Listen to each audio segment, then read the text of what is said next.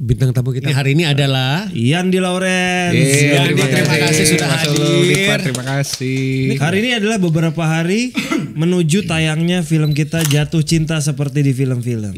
Ngapain sih Yan bikin film hitam putih ini? Itu apa yang gue tanya juga sebenarnya. Emang lu dari kecil udah seneng nulis ya? Tahu berbakat nulis 5 SD. Guruku sakit, jadi waktu kelas 5 guru kelas 6-nya yang ngisi bentar karena dia pegang 2 kelas. Ini lu di Makassar sorry? Yes, masih di Makassar. Dia ngasih tugas, ngasih kertas AVS folio tuh yang gede. Ini kalian mengarang indah. Orang tuh kesel banget dikasih tugas itu. Saya ingat tuh teman-temanku nulis cuma setengah kumpul. Saya minta 2 kertas lagi. Wow, penuh gitu. Nah terus gini Yan, lu ngerasa lu calling call lu itu sebagai director itu mulai kapan itu? 1 SMA. Tapi suatu hari karena papa udah meninggal, mulai mempertanyakan hidup dan mati. Papa kemana ya? Nyari-nyari lah ke gereja, masuk ibadah youth pas ceramahnya tentang setiap orang dilahirkan dengan panggilan spesifik.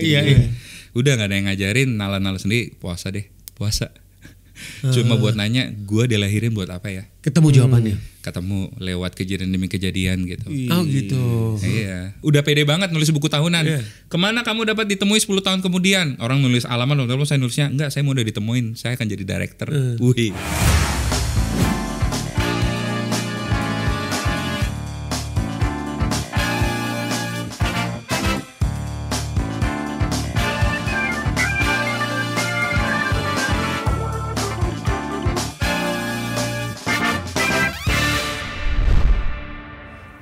Halo teman-teman, balik lagi di program Di Belakang Layar. Hari ini kita di episode ke 136. Bintang tamu kita malam ini hari ini adalah Yandi Lawrence. Terima kasih sudah hadir. Terima kasih. Ini kalau nggak salah sutradara pertama yang jadi bintang tamu kita deh. Seingat gue iya. Iya kan? Sungguh suatu kehormatan. Iya benar loh, benar. Sutradara pertama. Hari ini adalah beberapa hari menuju tayangnya film kita Jatuh Cinta Seperti di Film-Film. Ini juga ini sangat-sangat menarik juga nih kolaborasinya ini. Tapi sebelum kita ngobrol, kayaknya kita nonton trailernya dulu. Gimana kalau kita bikin film hitam putih? Ini bukan film art kan ya? Komersil Pak, komersil. Bilang dong. Iya. Film ini bercerita tentang seorang penulis film yang ingin mendapatkan gadis pujaannya dengan cara menuliskan kisah cintanya ke dalam skrip. Curhat ya. Ya kan kalau penulis memang harus personal Pak. Ya, mereka semua bilang gitu kok. Saya lanjut lagi. Iya. Namanya Hana, teman SMA-nya yang baru saja menjanda. Yuk kebayang gak yang main jadi bagus siapa? Yon Biyoko. Saya rasa kegantengan Pak. Ya kalau gitu kita bikin seimbang aja. Gimana kalau yang main Hana itu Julia Estelle? Kebayang gak sih ada film romance, pemerannya udah seumuran kita. Siapa yang mau nonton? Manis ya? Apakah cinta? Itu dari awal memang bagus niatnya buat modusin Hana atau dia memang bener-bener suka sama Hana? Halo, masih belum move on juga? Jadinya set ending ya. Nggak menutup kemungkinan ya kalau suatu hari nanti ada pria lain lagi di hidup lo. Kayaknya gue sendiri gini aja gak apa-apa sih. Itu kan ceritanya dia, masa gak izin? Gue sih digituin ngamuk. Lo pikir dengan bikin film lo bisa ngerasain apa yang orang lain rasain, Gus? Lo gak usah ngomong jatuh cinta, lo gak usah bikin film tentang jatuh cinta. Lo tuh gak ngerti apa-apa. Ya bukan lah, karena kan harusnya cinta nggak nyiksa diri lo kayak gitu. Jadi menurut lo, semua yang gue rasain ini bukan cinta? Nonton suka itu Gus. Mereka tuh minta diperes emosinya. Kalau bisa tuh mereka sampai nangis Gus. Nanti di premier kalau mereka nangis, ay pakai rekamannya untuk media promo Gus. Oke, sudah kita tonton. Yang sorry gue pakai baju MU ya. Ya nggak apa-apa. Jadi dulu yang ada ceritanya apa sih? Satu sama-sama suka MU, tiba-tiba dia berpindah kemana? Berpindah ke lain hati. Iya, ke Liverpool. Lu tetap sama, lu tetap MU. Gue tetap. Apapun yang terjadi tetap MU. Jadi urusan itu kalian nggak sepaham aja ya? Yang lain sepaham. Nggak tahu tahun depan. Mulai goyah sebenarnya di dalam. Aduh, enggak lah, orang udah sampai ke stadionnya, kita harus tetap cinta dong. Kita masuk ke Jatuh Cinta Seperti di Film-Film. Sebelum ntar kita kan ngobrol panjang nih, kita 2 hari lah kita akan ngobrol ini. Bisa 3 episode kayaknya. Ngapain sih Yan bikin film hitam putih ini? Itu apa yang gue tanya juga sebenarnya. Kita ceritanya pura-pura nggak tahu aja ya, gitu. Anggap nggak tahu aja. Iya. Kalau secara kronologis sejujur-jujurnya setelah syuting Keluarga Cemara 2018 awal kan syutingnya, selesai sebulan tuh saya ada ngerjain film pendek buat private gitu. Ke Pak Ning tuh Kalimantan ya, terasing gitu di hotel yang biasa yang cenderung suram lah gitu. Sambil nunggu mau syuting, saya mulai mikirin film berikutnya saya apa ya. Gitu, mulai mikir-mikir. Yang paling pertama saya impresif sekali dengan Nirina. Pertama kali kerja di Keluarga Cemara. Jadi ide pertama apapun ceritanya tapi yang main harus Nirina. Kenapa harus Nirina? Jadi Nirina duluan yang udah di kepala nih Nirina. Kenapa harus Nirina? Karena terkesan sekali dengan aktingnya, kayak ada insecurity sebagai sutradara kayak film kedua harus apa ya? Biar karena saya pribadi cukup puas dengan Keluarga Cemara gitu. Lepas dari jumlah penontonnya. Iya. Saya merasa aduh gimana supaya minimal secure ya. Minimal saya bekerja sama dengan aktor yang dapat saya andalkan. Dan jawabannya Nirina karena terkesan sekali kerja di Keluarga Cemara. Oke, Nirina dulu. Ya udah saya iseng-iseng pakai PowerPoint, iseng-iseng bikin poster. Taruh poster Nirina terus hitam putih enak kali ya. Gitu, baru gitu dulu. Ini belum ada cerita, belum ada. Belum ada apa-apa, hitam putih enak kali ya. Tapi saya selalu percaya kalau membuat cerita itu selalu apa aja yang seru dulu sih. Saya percaya kadang-kadang kita bisa tidak tahu apa yang sebenarnya kita udah tahu. We are known that we are unknown. We are known that we are known. Ya gitulah. So udah sambil jalan mulai nemu. Beberapa orang mungkin bisa bilang, Yan ini mah lo nyari-nyari. Tapi saya yakin kenapa saya tarik sama hitam putih karena ketika saya berusaha bikin sesuatu yang original dan personal, ternyata fase hidup saya itu key turning point hidup saya pertama adalah papa meninggal waktu 2 SMP. Papa meninggal. Tahun berapa sih? 2 SMP tuh 2023 gitulah. Awal 2000-an lah ya. Ya, awal 2000-an. 2 tahun kemudian saya tuh deket banget sama Cice saya. Beda-beda tahun. Kalau makan bisa satu piring suap-suapan. 17 tahun dia, 2 tahun setelah papa meninggal dia meninggal. Gitu. Udah saya ngelihat mama saya dari single parents dan kita tinggal di Makassar dan keluarga keturunan Chinese sangat tidak ekspresif dengan perasaan. Lo berapa bersaudara Yan? 4, saya nomor 3. Lo nomor 3 itu yang meninggal nomor berapa? 2. Ada koko paling sulung, ada adik perempuan. Keluarganya nggak ekspresif gitu. Tapi jadi kalau meninggal ya udah dibicarain biasa. Tapi suatu pagi saya mau berangkat sekolah, tangga turunan rumah saya itu ada tikungannya kan. Nah tikungan kan kita bisa naruh foto tuh. Nah dia naruh di rumah ya, di rumah ya. Di rumah gue masih kayak gitu kan. Tuh kan di tikungan tuh dia naruh foto papa di atas hitam putih, foto Cece di bawahnya hitam putih. Saya ngelihat dia berhenti, dia duduk. Itu foto hitam putih tadinya berwarna dicetak hitam putih. Iya. Sengaja dicetak hitam putih. Iya. Saya juga nggak ngerti, kayaknya kultur naruh depan peti juga fotonya selalu hitam putih. Iya. Memang kayak gitu. Itu bukan cuma di Kalimantan. Gue juga keturunan Cina kan. Di Sumatera Utara juga seperti itu. Kalau meninggal hitam putih. Yes. Terus udah deh saya ngeliat mama saya lagi ngepel sebenarnya, dia duduk megang tiang tongkat pelnya, terus ngeratap gitu diam. Mama ngapain ya? Oh ternyata merenungkan itu. Yang selama ini kalau kita lihat dia nggak pernah mau menunjukkan sisi itu. Kayak yaudah hidup jalan aja gitu. Udah ternyata itu membekas sekali ide tentang kedukaan itu dalam hitam putih. Ya udah deh karena tokohnya perempuan dan apa yang dekat sama saya, mungkin saya ngobrol tentang pandangan saya terhadap janda, tentang duka. Itu dulu deh, berangkat dari situ bercerita. Udah prosesnya jalan. Di tengah penulisan kena pandemi. Jadi lo nulis skrip tuh dari 2018 sebenarnya. Sebenarnya 2018 ide itu udah mulai. Udah nyari, ya udah ngumpul. Official nulis 2020. Udah udah jadi nih seriusnya. Di tengah jalan saya menemukan, saya mendebat diri saya tuh. Apakah saya menulis cerita tentang mama saya karena saya benar-benar mau bercerita dan mengenal mama saya melalui penceritaan ini sebagai seniman, atau jangan-jangan saya cuma memanfaatkan itu karena sebagai sutradara saya tahu kalau bikin yang personal filmnya akan bagus. Dan saya terpukul sekali karena hati nurani saya jawab, Yandi lu milih ini karena lu ketakutan film lu nggak bagus. Kalau lu memang mau mengenal nyokap lu, nggak usah repot-repot bikin film, telepon aja, pulang aja, lu anaknya. Gitu tuh. Itu tuh yang kemudian bikin gue nge-shift story-nya di tengah, berubah banget. Oke, gue ngomong. Lu kapan mendapatkan enlightenment itu? Pandemi.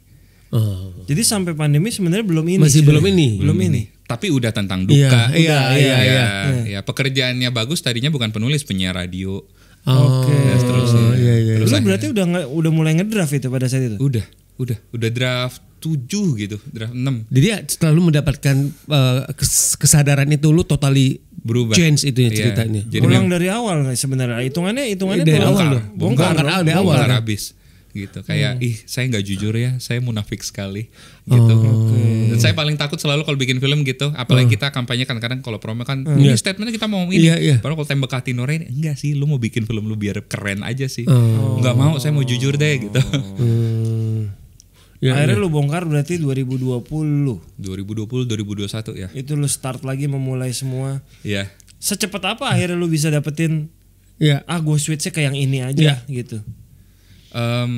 Setelah saya dapat itu pengertian itu, kejujuran itu, saya malu sama diri saya sendiri. Saya keluar jadi statement, udah saya kunci di beberapa plot. Ini cara supaya statementku yang tadi nyampe. Udah sisanya ngikutin. Profesinya berubah, dinamikanya berubah.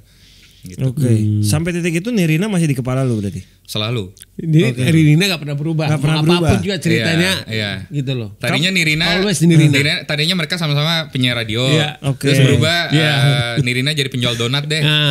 Karena mamaku jual donat dulu. Iya. Oke. Terus aduh donat tuh nggak terlalu kuat buat fungsi nih. Apa deh cari. Gitu.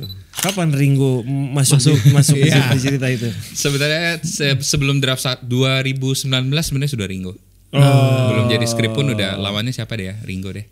Oke. Gitu, dan sering nongkrong kan, terus Iya. skrip belum ada, baru sinopsis saya udah kumpulin mereka berdua. Saya mau bikin film romance hitam putih, pemainnya kamu berdua. Berarti waktu lu temuin mereka berdua masih ngobrolin soal penyiar radio dong? Yes. Iya. Iya, gue bahkan datang ke Dinina dulu masih siaran sama Ari Daging kan. Gue main ke sana bawa kamera, gue rekam, gue pelajarin penyiar. Pas banget Sempet karena begitu. memang lu dulu mau bahas soal penyiar radio ya. Iya, dan nanti banyak di film itu ungkapan-ungkapan tentang duka, tentang apa sebenarnya lahir dari pengalaman pribadi Nirina sama Ringo. Jujur-jujuran, bagus tuh gue pinjem ya, gitu. Masuk gitu. Oh, oke. Berarti lu mulai akhirnya tulis dan draft 1 berakhir di 2021 ya? 21 kayaknya, ya 2021 apa 20 kayaknya, 20 akhir. Lu tuh tipikal Iya. cukup cepet ya kalau nulis ya Ringo nih berarti ya. Nah, waktu lu nawarin Nirina sama Ringo, mereka itu ada questioning nggak? Kenapa lu pendekatannya BW hitam putih? Itu seperti udah dong. Udah Dari pasti nanya. skrip belum berubah bahkan hitam Mereka udah putihnya mereka kan? udah questioning itu. Dan saya udah diskusi panjang sama mereka. Iya. Iya. Nah, akhirnya mereka juga dengan cepat bilang gua outboard kayak gitu. Yes. Kadang kan kita punya grup WhatsApp Iya. bertiga setelah Cemara tuh. Iya. Mereka, Yandi skrip udah sampai mana? Buntu nih. Si Nirina, Abah masih manggil Abah. Iya. Ngumpul yuk. Kenapa ini si Yandi buntu? Ya mereka ngajak hangout hanya untuk supaya ayo Yandi lu semangat lagi nulis ya. Segitunya hubungannya kalian ya. Iya. Segitu solid. Ringo tuh duluan sama lu di Keluarga Cemara apa di Janji The Series ya? Cemara dulu. Cemara dulu baru Janji ya? Iya. Dari situ lu akhirnya akrab bertiga soalnya. Bener. Makanya pengembangan ceritanya mungkin jadi lebih cepat ketika lu ngobrol bertiga ya. Bener. Kalau ada film bagus di bioskop tuh kita kayak nonton bareng. Terus kalau lagi pada ada masalah curhat ngumpul. Oke. Segitunya ya, segitu solid ya. mereka ya. Tadi kan dari diskusi sampai akhirnya ke skrip kan lu tuh tipikal cukup cepat kalau nulisan. Iya nih. Waktu Keluarga Cemara nulis segitu cepat juga nggak ya? Cukup lambat karena saya berangkat dari short. Oh, karena lu sebelumnya biasa bikin film pendek. Yes, berangkat dari short, terus juga director. Jadi setiap plot itu harus bisa saya pertanggungjawabkan di imajinasiku gimana eksekusinya. Oke. Sementara Mbak Gina kan waktu itu belum. Ya, karena nulis berdua kan. Yes, kan. dan Mbak Gina belum jadi director. Iya. Gitu. Dan ini obrolan internal saya juga dan Mbak Gina setelah dia jadi director melambat pace menulisnya. Karena dia bilang gila ya kan, semua harus gue bayangin dalam frame dulu baru bisa gue bikin adegannya. Jadi saya pas Cemara ketolong banget sama pengalaman Mbak Gina yang udah nulis puluhan tahun gitu. Jadi ya team up lah. Mbak Gina banyak ngajarin lah. Saya belajar banyak struktur, sensitivitas, statement, kerja bareng Mbak Gina. Kalau tarik dari menulis lu tadi ya, lu nulis pertama kali kan apa? Film pendek Papa How tuh lu nulis apa direct ya? Nulis bareng temanku penulis. Dan direct juga ya? Direct. Dan direct juga. Iya. Emang lu dari kecil udah seneng nulis ya? Senang tahu berbakat nulis 5 SD. Guruku sakit, jadi waktu kelas 5 guru kelas 6-nya yang ngisi bentar karena dia pegang 2 kelas. Ini lu di Makassar sorry. Yes, masih di Makassar. Dia ngasih tugas, ngasih kertas AVS folio tuh yang gede. Ini kalian mengarang indah. Orang tuh kesel banget dikasih tugas itu. Saya ingat tuh teman-temanku nulis cuma setengah kumpul. Saya minta 2 lagi. saya minta 2 kertas lagi. Wow, penuh gitu. Itu khayalan yang udah di kepala lu tulis apa secepat itu lu disuruh khayal? Waktu mau nulis baru ada ide. Lu nulis apa waktu itu? Masih ingat gak nulis apa? Wah, nggak ingat. Yang saya tahu kayak setiap kali saya nambah ceritanya, tambah saya seneng sama ceritanya dan mau lanjut lagi. Itu pertama saya udah gifted kamu kan. Never ending story ya itu berarti ya. Tulis aja. Tulis terus sampai habis, sampai jamnya habis. Store ke guru. Saya baru sadar, berlebihan nih kayaknya. Nilainya bagus. Ya bagus. Antara memang ceritanya bagus atau dia kasihan udah udah 3 HPS polio gitu. Udah nggak ada ya si tulis itu. Siapa tahu itu jadi skrip. Iya makanya. Iya saya juga penasaran apa ya. Nah terus gini Yan, lu ngerasa lu calling call lu itu sebagai director itu mulai kapan itu dulunya? 1 SMA. Jadi sebenarnya sukanya basket. Suka banget basket sampai sempat ikut pra-pon gitu. Masuk cukup serius ya sampai ikut seleksi. Tapi suatu hari karena papa udah meninggal, mulai mempertanyakan hidup dan mati. Papa kemana ya? Nyari-nyari lah ke gereja, masuk ibadah youth pas ceramahnya tentang setiap orang dilahirkan dengan panggilan spesifik. Udah gak ada yang ngajarin, nala-nala sendiri, puasa deh, puasa. Cuma buat nanya, gue dilahirin buat apa ya? Ketemu jawabannya? Ketemu lewat kejadian demi kejadian gitu. Udah akhirnya waktu 2 SMA orang bingung, teman-teman bingung IPA apa IPS. Saya udah IPS karena mau jadi director ke IKJ gitu, udah selesai. Itu padahal lu masih di Makassar. Lu udah bisa nyebutin itu ya. Nyokap lu waktu lu bilang lu mau jadi sutradara dan mau kuliah di IKJ itu bisa terima gak? Buat orang keturunan tuh gak gampang loh.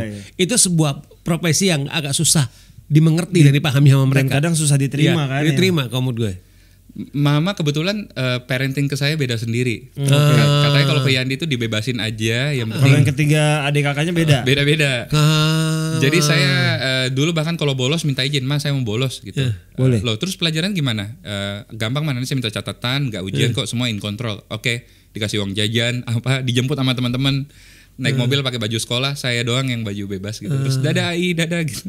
Memang memang ya nyokapnya tahu deh, memang dia spesial kamu. Akhirnya waktu bilang mau ke IKJ sangat nggak apa-apa, support, tapi nentangnya lebih ke nggak ada duit. Jadi saya ingat banget malam-malam duduk di sofa dia ngasih emas batang segini, kalau dijual 15 juta gitu lah. Dia bilang ini kalau dijual bisa buat kamu kuliah, cari kampus di Makassar yang sampai lulus 15 juta. Ada yang murah-murah gitu. Ada aja sebenarnya ada. Tapi saya bilang nggak mau Mas, saya mau ke IKJ ke Jakarta. Siapa yang biayain? Nggak ada budget gitu segala macam. Ya saya nggak mungkin bilang kan saya udah puasa. Enggak, saya percaya aja mau. Di situ saya anak yang baik 18 tahun melewati masa-masa sering berantem sama nyokap. Dia khawatir. Ayo kuliah, saya bilang mau tapi IKJ. Gitu. Itu tuh kondisi kelas 3 SMA berarti? Iya 2 SMA 3 SMA udah mulai ribut tuh nih anak. Kok keinginannya mustahil. Iya. Apa yang membuat akhirnya berangkat juga ke IKJ? Gak ada budget kan. Suatu hari mama tuh bilang gini, Yan nemenin mama ziarah. Karena anak saudara yang lain malas ziarah tuh malas gitu. Saya juga ke tempat ke makam bokap maksudnya. Iya, ini juga agak personal. Saya sebenarnya gak ada masalah sama ziarah, cuma karena saya Kristen, kalau pai-pai itu saya udah gak lakuin. Saya, aduh pasti di depan kuburan tuh pasti saya dimarahin, pasti berantem. Kamu tidak berbakti. Tapi waktu dia ngajak saya ngerasa ada impresi temenin aja deh, gitu kasihan. Kapan? Hari Minggu jam 1. Pas ibadah lagi. Udah terlanjur ya udah lama gitu. Ternyata berangkatnya nggak berdua, dijemput sama cecenya almarhum papa. Udah di jalan. Yandi mau jadi apa gitu. Saya mau jawab mama saya, dia mau jadi sutradara ke Jakarta. Kemarin dia bikinin drama kakak kelasnya dapat A, kakak kelasnya patungan, dia dapat 300.000. Oh, how cuan ya. Belum kerja udah bisa dapat duit dari bikin itu. Itu nyokap lu ngomong bukan dalam rangka ngenyein lu, tapi memang iya ngedukung sebenarnya. Ternyata ngedukung kan. Tapi lebih ke gimana duitnya. Iya, lu di sana. Lebih ke problem ini mau sekiranya butuh biaya. Ini enggak ada nih kayak gitu kan. Iya, udah tante akhirnya juga bilang, "Ya berdoa ya kalau tanah tante laku, kamu tante kuliahin." Oh gitu. Iya, udah sampai saya ingat banget Juni tanggal 16 Juni itu hari tes. Saya nggak berani follow up tante, takut kan nagih-nagih tante biayain saya. Udah lewat hari tes IKJ, pulang malam-malam saya nangis di motor gitu. Wah nggak jadi kuliah. Udah pede banget nulis buku tahunan. Kemana kamu dapat ditemui 10 tahun kemudian? Orang nulis alamat, lalu saya nulisnya enggak, saya mau udah ditemuin, saya akan jadi director. Bener udah nulis gitu. Kalau fellowship sama teman-teman tuh udah pada mau berangkat, kamu mana nih? IKJ. Padahal belum pasti. Gitu udah lewat tes nangis-nangis.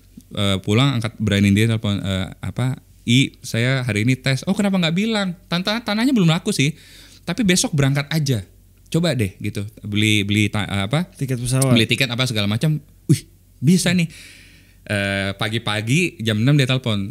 Tante udah beli tiket Garuda jam 1. Garuda dadakan. Waktu itu ke Jakarta cuma 300.000. Hari itu 1.500.000. Wah berangkat jam 1, saya udah ngitung tiba jam 3 jam 4 ke Jakarta Pusat. Saya bayangin tiba maghrib, mana ada tes masuk maghrib. Oke. Waduh mampus gue. Lu gak ada saudara di Jakarta? Gak ada. Cuma ada teman kakak kelas yang. Lu berangkat sendiri? Sendiri. Gak tahu Jakarta seperti ini apa. Yang tadi yang tanggal 16 tadi tuh ini? Iya, tes itu dia nulisnya 16-17. Oh berarti lu datang yang di sikat aja yang 17 gitu. Itu berani dia telepon, halo FFTV aja. Iya saya mau tanya tes jam berapa? Oh tesnya diundur seminggu lagi. Wah itu kayak aduh gitu, saya GR sih spiritual experience kayak iya ya kayaknya Tuhan yang mundurin deh karena ada anak yang telat satu. Terus waktu itu lo kok cari kos-kosan susah nggak lu nyarinya? Numpang di temen dulu di depan Mangga 2 Square. Tinggal setahun tuh di situ. Di kota itu ya? Iya. Itu lu berarti lu bilang, gue mau ke Jakarta nih. Gue mau Jakarta kuliah. Gitu. Gue numpang dulu. Lu tadi dikasih tiket pesawat doang apa duit jajan juga sekali dikasih? Jalan aja ya? Duit jajan enggak. Waktu itu masih tes doang, masih dari nyokap. Udah pas-pasan aja. Tapi kan lu nelpon IKJ itu pas di sana apa udah sebelum berangkat? Pagi-pagi karena takut kalau gue tiba maghrib tes keburu nggak ya? Tes jam berapa? Oh masih minggu depan. Ya udah berangkat stay dulu. Stay belajar. Berarti udah tahu dong nyokap lu bahwa lu akan stay lama tuh seminggu kan paling nggak. Lebih malah karena lanjutin deh coba ikut ada praospek. Nah habis itu 3 hari sebelum ospek tante bilang tanahnya belum laku, pulang aja. Wah di Makassar tuh malu banget karena berita saya ke Jakarta udah ketahuan. Oh jadi kamu lu sempat pulang dulu? Pulang lagi. Itu sambil nunggu apa? Sambil nunggu. Sebenarnya tesnya hanya penempatan apa udah pasti diterima apa? Udah Pak, udah keluar pengumuman diterima ranking 1 lagi. Ranking 1. Gitu aneh banget. Ada tes kotak 1 titik di tengah. Selesaikan gambar ini beri judul. Saya duduk paling depan. Ngapain titik ya? Meteor kali ya. Tontonnya Dragon Ball. Terus gambar itemin, gambar bumi, end of the earth. Wih. Ayo kumpul. Kan ngoper ke depan ya. Ternyata tuh tes gambar perspektif. 1 titik tuh lo harus narik garis. Titik hilang. Titik sudut pandang hilang. Dan tak mengapa semua orang tahu gitu. Cuman gue dong mampus gue bikin apa. Mungkin dianggap kreatif padahal mah. Malah tetap dianggap yang paling bagus. Nggak, lu ranking 1 yang lain ranking 0. Iya benar rankingnya 0 sama 1. Udah amin 1 sebelum ospek di telepon ya tante laku berangkat gitu seneng banget. Berangkat lagi. Ya. Dan akhirnya lu mulai melakukan pembayaran termin ya. Dan akhirnya jadi. Oke. Ternyata memang kalau Yandi ini dari tadi ceritanya lebih ke banyak berdoa ya. Iya. Ada gunanya nih doa ternyata. Dia tuh faith-nya kuat. Iya. Yandi itu faith-nya kuat. Iya. Nah lu begitu udah kuliah, lu udah mulai magang belum? Maksudnya cari penghasilan tambahan. Ya. Tadinya itu saya dengar dari senior-senior tuh IKJ karena semester 3 udah bisa kerja. Iya. Okay. Saya ngejanjiin tante juga, tante nanti kalau saya dapat kerja sambil kuliah biaya bulanannya bisa stop deh. Oh jadi selama lu masih belum kerja tante yang biayain ya? Iya sama kuliah gitu. Uang masuk kuliah tadi yang pertama tuh tante lu kan yang semua bayar? Biaya hidup ini sih emas batangan yang 15 juta gak jadi dikasih udah buat adek tuh kayaknya. udah turun. Kokomu dapat beasiswa keluarga ini buat adek.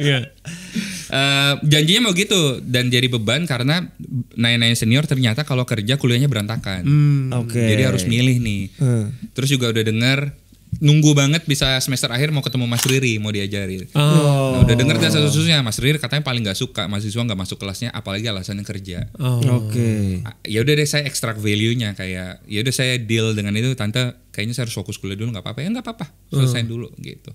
Jadinya nggak kerja sama sekali sampai selesai. Iya. Sampai selesai tanah nyokap lu tante-tante lu laku nggak? Udah. Akhirnya laku.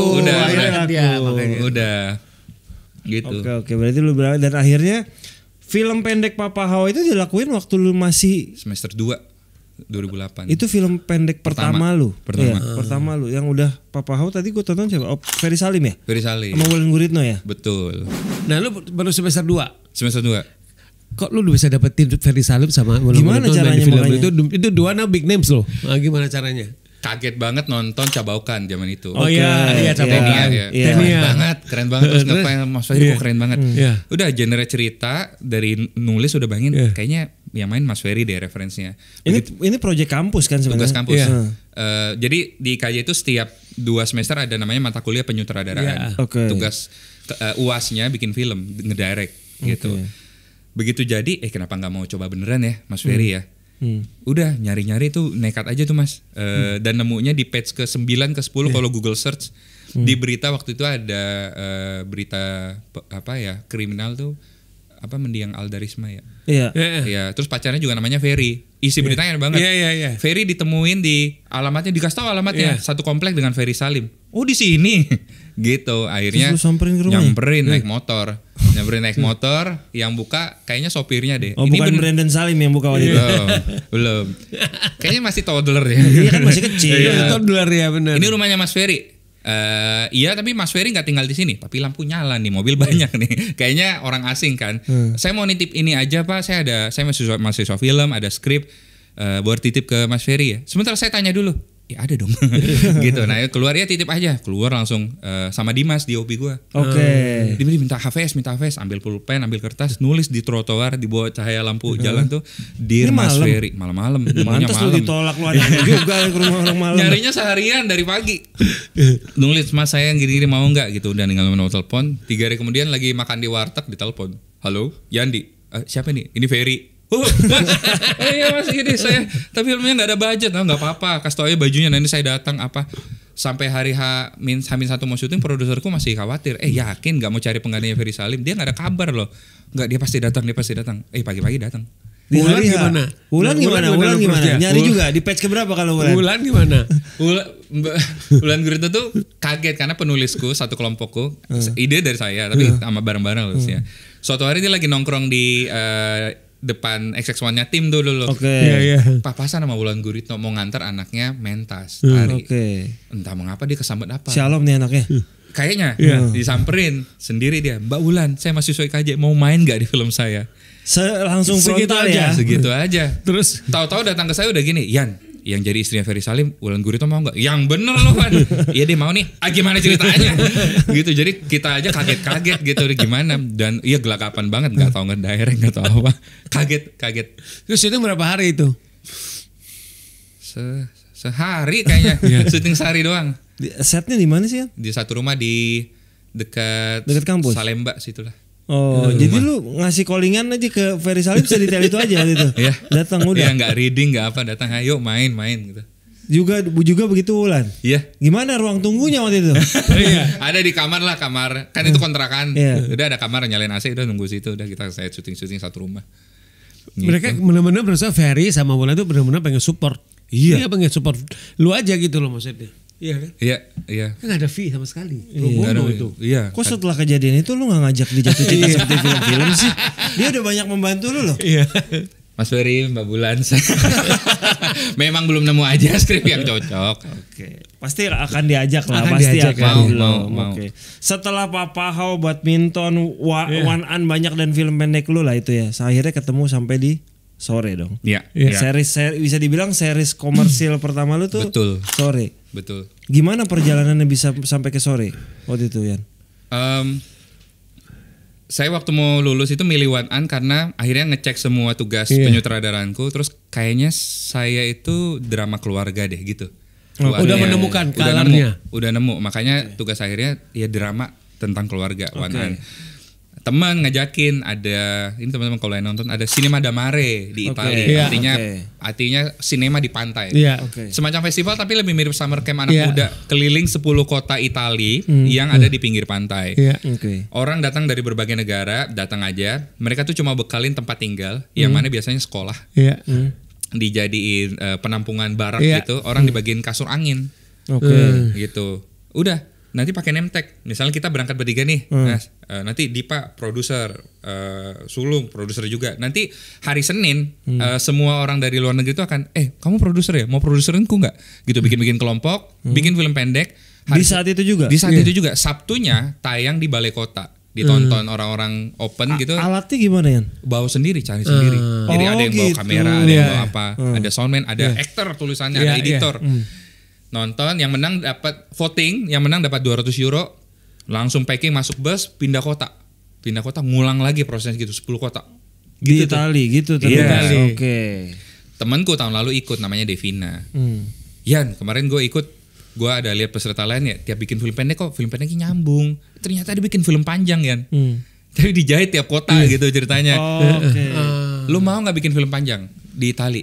Mau sih, tapi kayaknya nggak proper deh. Gimana kalau series dulu deh? Takut bikin film panjang sebenarnya. Ya udah, timbul kesadaran tayang di YouTube.